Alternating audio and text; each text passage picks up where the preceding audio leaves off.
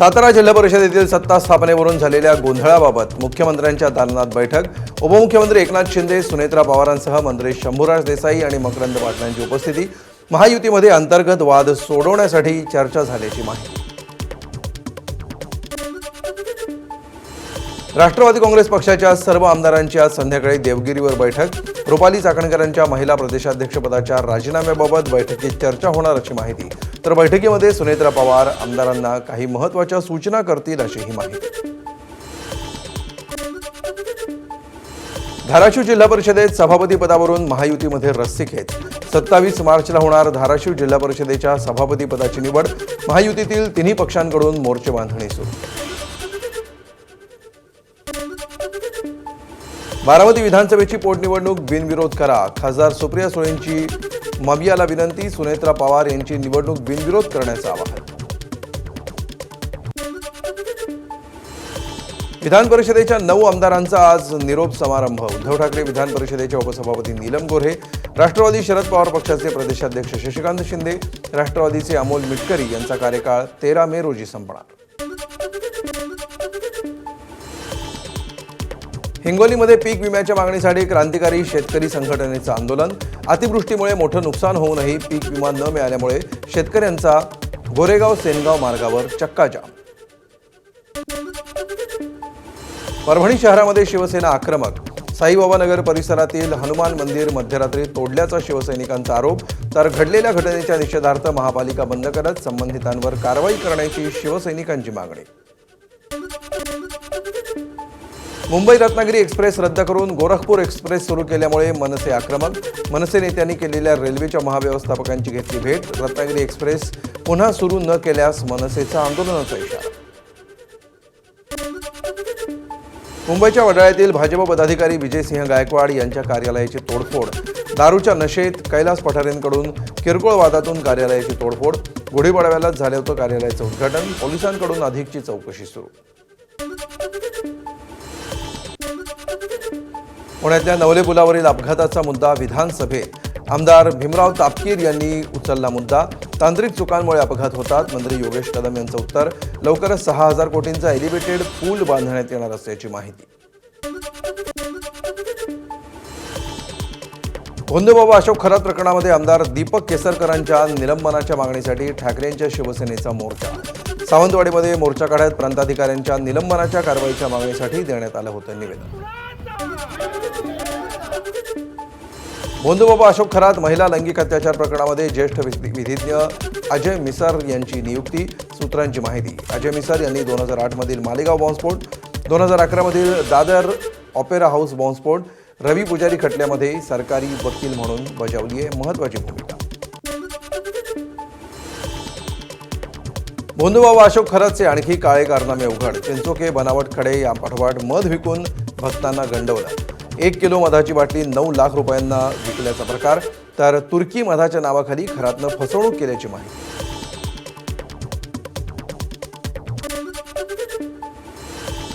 भोंदूबाबा अशोक खरातची शिर्डीमध्ये कोट्यवधींची मालमत्ता असल्याचं समोर. शिर्डीमधील वॉटर पार्क शेजारी निमगाव शिवारामध्ये असणाऱ्या कोट्यवधींच्या मालमत्तेमध्ये खरात भागीदार. शिर्डीतील सिल्वर लॉन्समध्ये खरात भागीदार. या मालमत्ता त्यानं कशा मिळवल्या त्याची चौकशी होणार.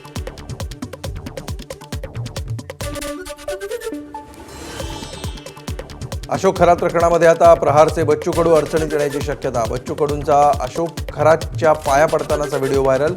भाजपचे मंत्री व्हाल तेव्हा तुम्ही इथं या, दोघांमधील संवाद. अशोक खरात प्रकरणामध्ये सहभागी आमदार आणि मंत्र्यांना सहआरोपी करा. खासदार संजय राऊत यांची पुन्हा मागणी. मुख्यमंत्री लक्ष घालत असल्यामुळे योग्य कारवाई. संजय राऊतांना विश्वास. गुंडगिरीचा केंद्रबिंदू विधिमंडळाची इमारत. संजय राऊतांचं वादग्रस्त विधान. पोलिसांनी गुंडगिरी केली तेव्हा विधिमंडळ काय करत होतं. लोकशाहीवर बोलणारे लोकशाहीची हत्या करत असल्याचा आरोप.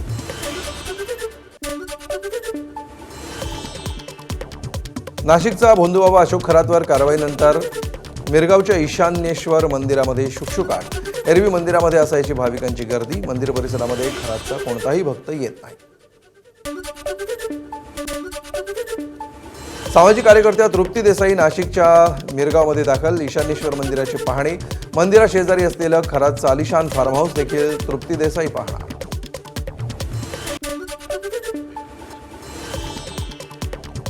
अशोक खरातच्या विरोधात आतापर्यंत 6 गुन्हे. नराधम अशोक खरात यानं विद्यार्थिनीशी देखील गैरवर्तन केल्याचं उघडकीस. नव्याने दाखल केलेल्या 3 तक्रारींमध्ये एका विद्यार्थिनीचा समावेश.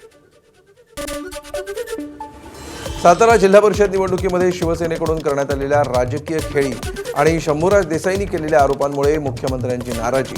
साताऱ्यासारखे प्रकार खपवून घेणार नाही, शिंदेंसमोर मुख्यमंत्र्यांनी स्पष्ट केल्याची सूत्रांची माहिती.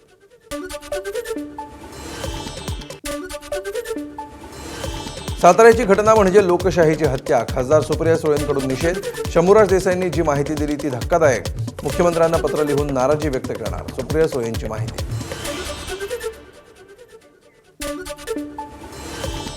अश्विनी बिद्रे हत्याकांड निकालामध्ये तत्कालीन क्राईम डीसीपी तुषार दोशींवर कोर्टाचे कारवाईचे आदेश. मात्र अद्यापही तुषार दोशींवर कोणतीही कारवाई नाही. मृत अश्विनी बिद्रे यांचे पती राजू गोरे यांचा गंभीर आरोप. साताऱ्यामध्ये ड्रग्ज सापडलं तेव्हा शिंदेंच्या भावाला वाचवणारे तुषार दोषीत. संजय राऊतांचा पुन्हा आरोप. दोषींनी तुम्हाला 2 वेळा वाचवलं. नीलम गोऱ्हेंना दोषींचं निलंबन करण्याचा अधिकार आहे का, संजय राऊतांचा सवाल. साताऱ्यामध्ये मंत्र्यांना गृहमंत्र्यांच्या परवानगीशिवाय मारहाण नाही. संजय राऊतांचा देवेंद्र फडणवीसांवर निशाणा. विधिमंडळाच्या पायऱ्यांवर म्याव म्याव का करता, सत्ताधाऱ्यांवर टीकास्त्र. साताऱ्याचे एसपी तुषार दोशी यांचे आणखी प्रकरण बाहेर येऊ नये म्हणून पोलिसांची दडपशाही. सामाजिक कार्यकर्ते महेश करते यांचा आरोप. बनावट गुन्हा दाखल करून अल्पवयीन मुलाची म्हसवडमध्ये काढली होती धिंड. त्याविरोधात कोल्हापूरमध्ये महेश करसे यांचं उपोषण. साताऱ्यामध्ये पोलिसांचा धक्का लागला तर विधान भवनामध्ये एवढा गदारोळ झाला. मात्र अजित पवारांच्या विमान अपघातावर विधान भवनात चर्चाही झाली नाही. अमोल मिटकरींकडून खंत व्यक्त. ख्रिश्चन आणि मुस्लिमांना अनुसूचित जातीचा दर्जा देता येणार नाही. सुप्रीम कोर्टाचा ऐतिहासिक निर्णय. फक्त हिंदू, शीख आणि बौद्धांनाच अनुसूचित जातीचा दर्जा. ख्रिस्ती धर्म स्वीकारून तो पाळणारे अनुसूचित जातीचे ठरत नसल्याचंही स्पष्ट. नांदेडमधील महिला अत्याचार प्रकरणातील आरोपी हरिगिर दत्तगिरी महाराजच्या पोलीस कोठडीमध्ये वाढ. अटकेसाठी बाबानं आपला मोबाईल केलाय गायब. पोलिसांकडून मोबाईलचा शोध सुरू. सरपंच संतोष देशमुख हत्या प्रकरणाची पुढची सुनावणी 7 एप्रिलला बीडच्या जिल्हा आणि विशेष सत्र न्यायालयामध्ये पार पडली सुनावणी. आरोपीच्या वकिलांनी मागितले पुरावे देण्यात आले. तसंच सरकारी वकील उज्ज्वल निकम यांची नियुक्ती रद्द करण्याबाबतचा अर्ज फेटाळला. संगमनेर पंचायत समितीतील तालुका अभियान व्यवस्थापकाला कार्यालयामध्ये घुसून बेदम मारहाण. संगमनेर शहर पोलिसांमध्ये बाळासाहेब थोरात यांचे चुलत बंधू शरद नाना थोरात यांच्यासह 9 ते 10 जणांविरोधात गुन्हा दाखल. मारहाणीचं कारण अद्याप अस्पष्ट. मुंबईतील प्रसिद्ध सिद्धिविनायक मंदिराच्या दानपेटीतून चोरी प्रकरणामध्ये आतापर्यंत 6 कर्मचाऱ्यांना अटक. मंदिरातील सीसीटीव्ही फुटेजच्या तपासणीतून कारवाई. आतापर्यंत 60,000ची रोकड जप्त. गोंदियाच्या मोरगाव अर्जुनी तालुक्यातील निमगावमधील महिला ग्राम महसूल अधिकारी एसीबीच्या जाळ्यात. मातीचे अवैध उत्खनन करता म्हणून विनाभट्टी चालकाकडून 10,000ची लाच स्वीकारताना अटक. 35,000 रुपयांची केली होती मागणी. परळी तालुक्यातील एका गावामध्ये अल्पवयीन मुलीसोबत 50 वर्षीय नराधमाकडून अत्याचार. या प्रकरणामध्ये मुलीच्या तपासणीला विलंब करणाऱ्या 5 डॉक्टरांना बजावली नोटीस. वाशिम शहरातून जाणाऱ्या अकोला हैदराबाद महामार्गावरील रस्त्याच्या कामासाठी होणार झाडांची कत्तल. ब्रिटिशकालीन 109 कडुनिंबांची झाडं तोडली जाणार. पर्यावरणप्रेमींकडून मात्र वृक्षतोडीला विरोध. मुंबई गोवा महामार्गावरील परशुराम घाटामध्ये पसरला वणवा. डोंगरातील संपूर्ण भागामध्ये वणवा पसरला. परिसरातील संपूर्ण गवत जळून गेलं. जंगलाला लागणारा वणवा थांबवण्याचं प्रशासनासमोर आव्हान. सांगलीमधल्या कवठे महांकाळ तालुक्यातील शिरढोणजवळ ट्रॅक्टर ट्रॉलीला कारची धडक. अपघातामध्ये पती-पत्नी जागीच ठार. कोल्हापूर जिल्ह्यातील कसबा बावडामध्ये पती-पत्नीचा मृत्यू. मृत महिला कोल्हापूर जिल्हा न्यायालयामध्ये वकील. गडचिरोली चामोर्शी मार्गावरील कोनघाटा फाटामधील अपघाताची मालिका सुरूच. भरधाव ट्रकनं दुचाकीला चिरडलं. घटनेमध्ये दुचाकीस्वाराच्या डोक्याला गंभीर दुखापत. काल मुंबईचा पारा 36 अंशांवर. उष्णतेनं मुंबईकर घामाघूम. पुढे आणखी 2 दिवस मुंबईकरांना बसणार उन्हाच्या झळा. हवामान विभागाचा अंदाज. 3000 नव्या राजमाता जिजाऊ एसटी बस आजपासून प्रवाशांच्या सेवेत. मुख्यमंत्री आणि दोन्ही उपमुख्यमंत्र्यांच्या उपस्थितीमध्ये लोकार्पण पार पडलं. उन्हाळी सुट्ट्यांमध्ये प्रवाशांची वाढती गर्दी लक्षात घेता मध्य रेल्वेवर 8 उन्हाळी विशेष गाड्या धावणार. मुंबई, पुणे, नागपूर आणि मडगाव या मार्गावर धावणार विशेष गाड्या. त्यामुळे हजारो प्रवाशांना मोठा दिलासा मिळेल. नवी मुंबई विमानतळाच्या नव्या वेळापत्रकामध्ये छत्रपती संभाजीनगर आणि कोल्हापूरचा समावेश. उद्योगमंत्री उदय सामंत यांची माहिती. तर विमानतळावरील सुविधांबाबत लवकरच चर्चा होणार. साताऱ्यामध्ये खासदार उदयनराजे भोसलेंच्या हस्ते आपला राजवाडा या सेल्फी पॉइंटचं उद्घाटन. रक्षक प्रतिष्ठानचे सुशील मोझर, नगरसेवक पंकज चव्हाण यांनीही लावली होती उपस्थिती. युद्धविरामाच्या संकेतानंतर सोन्याच्या दरामध्ये प्रतितोळा 5,500ची वाढ. आजचा सोन्याचा भाव प्रतितोळा 1,45,000 रुपयांवर. चांदीच्या दरामध्ये देखील 10,000 रुपयांची वाढ. वर्ध्यामध्ये नाफेडकडून शेतकऱ्यांचा शेतमाल खरेदीला सुरुवात. चणा आणि तूर खरेदी सुरू. केवळ निम्म्यापेक्षाही कमी शेतकऱ्यांची नोंदणी. बाजार समितीमध्ये आतापर्यंत 270 शेतकऱ्यांची नोंदणी. रायगड जिल्ह्यातल्या आंबा बागायतदार चिंतेत. यंदा आंब्याचं 80 ते 90% उत्पादन घटलं. बदलत्या हवामानाचा फटका. रायगडमध्ये यंदा 15%च आंब्यांचं उत्पादन. खवय्यांना उशिरा आंबा मिळण्याची शक्यता. नागपूरच्या सेमिनरी हिल्समधील मध्यवर्ती शासकीय अंडी उबवणी केंद्रामध्ये बर्ड फ्लूचा शिरकाव. 1000 कोंबड्यांचा मृत्यू. 14,000 अंडी नष्ट. तातडीनं प्रतिबंधात्मक उपाययोजना आणि प्रशासकीय कारवाई. नागपूर जिल्ह्याच्या पारशिवनी तालुक्यातील टेकाडी शहरामध्ये भीषण आग. 100 एकर गव्हाचं पीक जळालं. काढणीला आलेले गव्हाचं पीक जळून खाक. डोळ्यांसमोर पीक जळाल्यामुळे शेतकरी हवालदिल. मदत करण्याची शेतकऱ्यांची मागणी.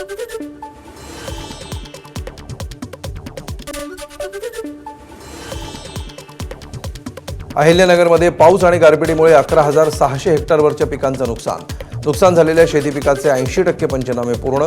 तर लवकरच उरलेले पंचनामे पूर्ण होऊन मदत सरळ शेतकऱ्यांच्या खात्यात जमा होणार. बेकायदा बांगलादेशींसह सर्व फेरीवाल्यांची पडताळणी करा. उच्च न्यायालयाचे मुंबई महानगरपालिका आणि पोलिसांना आदेश. मुंबईमध्ये अनधिकृत फेरीवाल्यांची समस्या भेडसावत असल्याच्या मुद्द्यावरील याचिकांवर निर्णय देताना दिले आदेश. जवाहर आश्रमशाळेतील विद्यार्थ्यांचा बेंगळुरूमध्ये शैक्षणिक दौरा. प्रथमच 100 विद्यार्थ्यांचा विमानाने प्रवास. 28 मार्चला आणखी 100 विद्यार्थिनी असाच विमान प्रवास करणार. भंडारा जिल्ह्याच्या खैरटोला गावामधील विद्यार्थ्यांचा जंगलातून प्रवास. शाळेसाठी बिबट्या वाघ असलेल्या जंगलातून विद्यार्थ्यांचा प्रवास. शिक्षणासाठी विद्यार्थ्यांची दररोज 2.5 किलोमीटरची पायपीट. विद्यार्थ्यांना बसमध्ये घेतलं जात नसल्याचा आरोप. धुळ्यामध्ये ग्रामीण भागामध्ये आरोग्य सेवा देणाऱ्या कंत्राटी कर्मचाऱ्यांवर भीषण आर्थिक संकट. गेल्या 4 महिन्यांपासून वेतन न मिळाल्यामुळे कर्मचारी हवालदिल. कंत्राटी डॉक्टरांचं तर 9 महिन्यांपासून वेतन थकीत.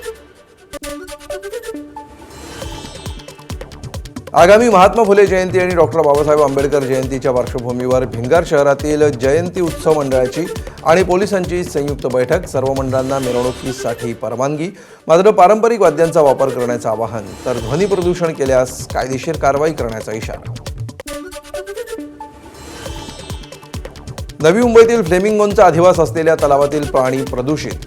नमुना चाचणीमध्ये पाण्यामध्ये विषारी घटक असल्याची नोंद. त्यामुळे फ्लेमिंगो अधिवास धोक्यात. गोंदियाच्या नवेगाव नागझिरा व्याघ्र प्रकल्पातील चोरखमारा गेटवर पर्यटकांना अस्वलीचं दर्शन. 2 पायांवर उभं राहून झाडाला पाठ घासतानाचा अस्वलाचा व्हिडिओ पर्यटकांच्या कॅमेऱ्यात केला. भंडाऱ्याच्या चिखला माईनमधील सिंध तलावामध्ये परिसरामध्ये एकाच वेळी दिसले 3 बिबटे. पाणी पिण्यासाठी आलेले बिबटे पर्यटकांकडून कॅमेऱ्यात कैद. निसर्गप्रेमी बिबट्या दर्शनानं सुखावले असले तरी शेतकऱ्यांमध्ये मात्र दहशतीचं वातावरण.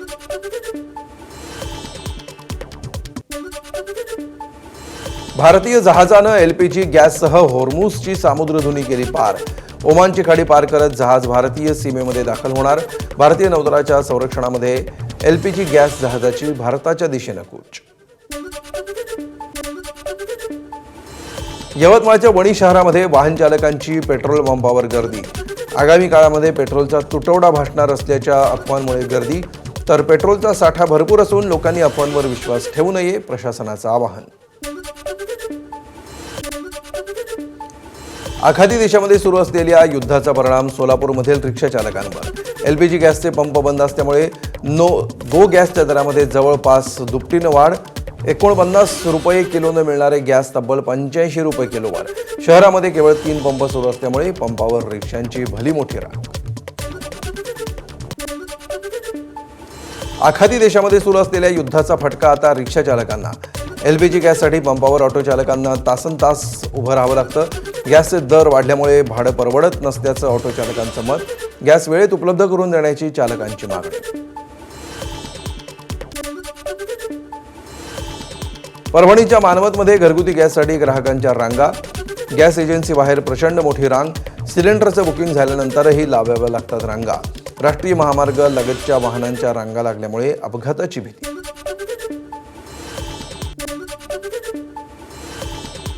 रायगडच्या कर्जतमध्ये घरगुती सिलेंडरसाठी नागरिकांची मोठी रांग. भारत गॅस एजन्सी वितरण केंद्राबाहेर सकाळपासूनच सिलेंडरसाठी रांगा. गॅसचा तुटवडा असल्याच्या भीतीनं गॅस मिळण्यासाठी धडपड.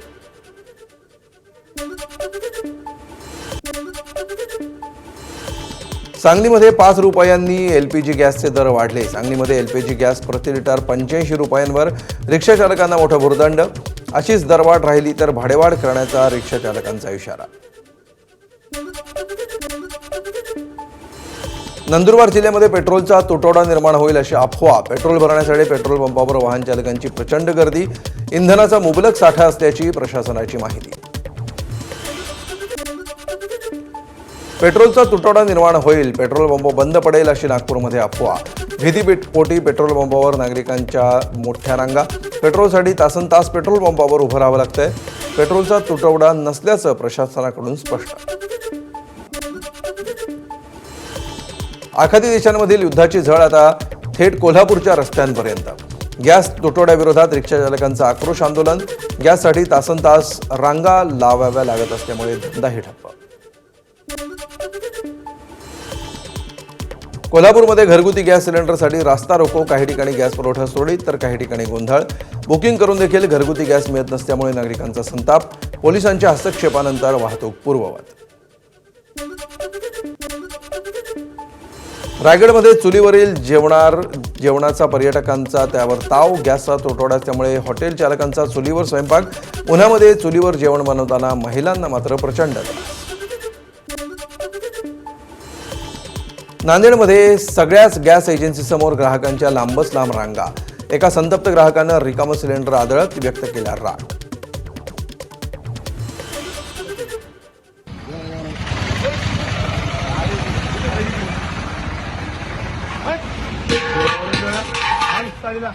मला పోషడిల్ దాకా కెమెరా ఉంటుంది మన ఆడికి ఫోటో వస్తుంది.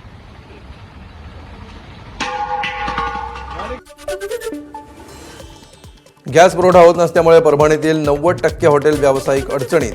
मोठ्या हॉटेल चालकांनी मेन्यूमध्ये केली 40% कपात. गॅस नसल्यामुळे लाकडासह इलेक्ट्रिक शेगड्यांवर करावा लागतोय स्वयंपाक. नागपूरमध्ये हॉटेल व्यावसायिकांकडून कोळसा शेगडीची प्रचंड मागणी. महिन्याला 1-2 शेगड्यांची होणार विक्री. आता दिवसाला 10 ते 12 शेगड्यांवर. बीडमधील प्रकाश गोलप या तरुण शेतकऱ्याकडून LPG गॅसला पर्याय म्हणून बायोगॅस निर्मिती. 10,000च्या एकरकमी खर्चातून केवळ जनावरांच्या शेणातून आणि पाण्यातून बायोगॅसची निर्मिती. महाविकास आघाडीच्या बैठकीमध्ये शरद पवार यांच्याकडून युद्धजन्य परिस्थितीवरून चिंता व्यक्त. युद्धाची भारताला बसत असलेली झळ यावर पंतप्रधानांनी उशिरा भाष्य करणं ही योग्य बाब नसल्याचंही शरद पवारांचं वक्तव्य.